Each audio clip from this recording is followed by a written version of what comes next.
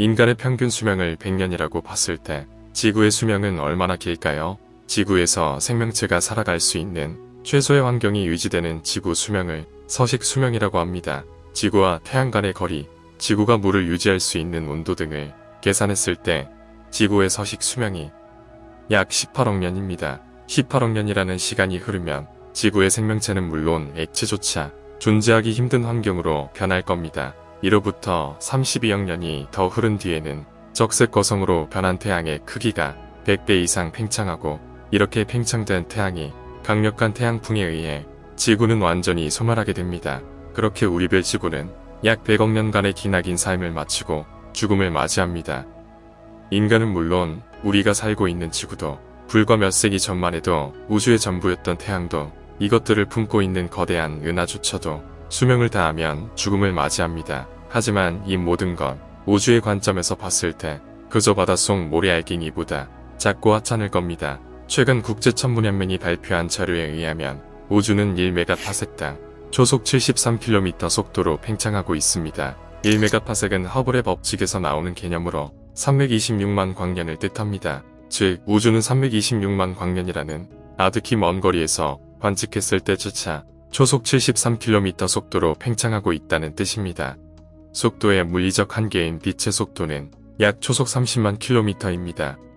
언젠가 우주의 팽창 속도는 물리적 한계인 빛의 속도를 뛰어넘을 겁니다. 과연 무한하고 영원할 것만 같은 우주도 언젠가 죽음을 맞이할까요?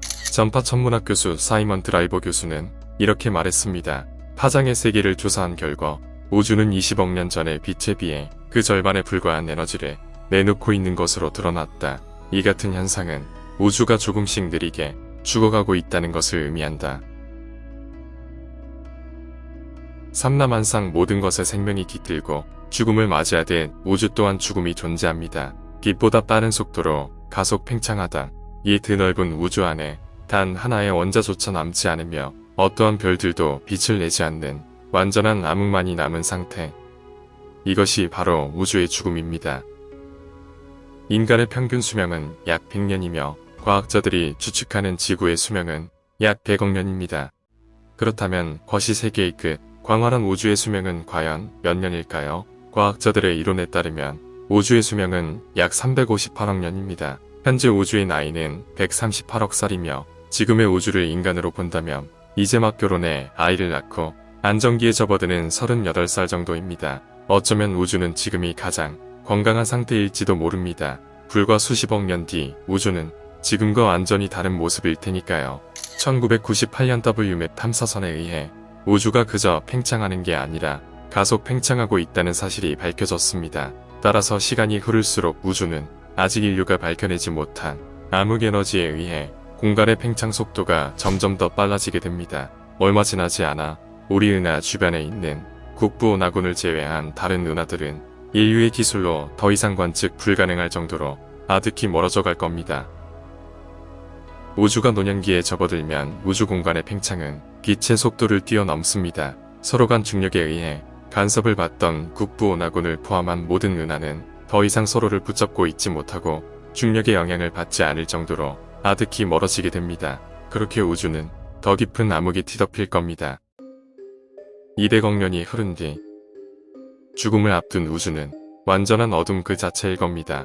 모든 에너지를 소진한 별들은 더 이상 스스로 빛을 내지 못하게 됩니다. 또한 원자핵, 양성자, 중성자까지 모두 해체되어 기본 입자들만이 우주 공간에 남아있을 겁니다. 끝없이 팽창하던 우주는 결국 팽창을 견디지 못하고 찢어지며 우리가 알고 있는 거리와 시간이라는 개념은 더 이상 의미가 없어집니다.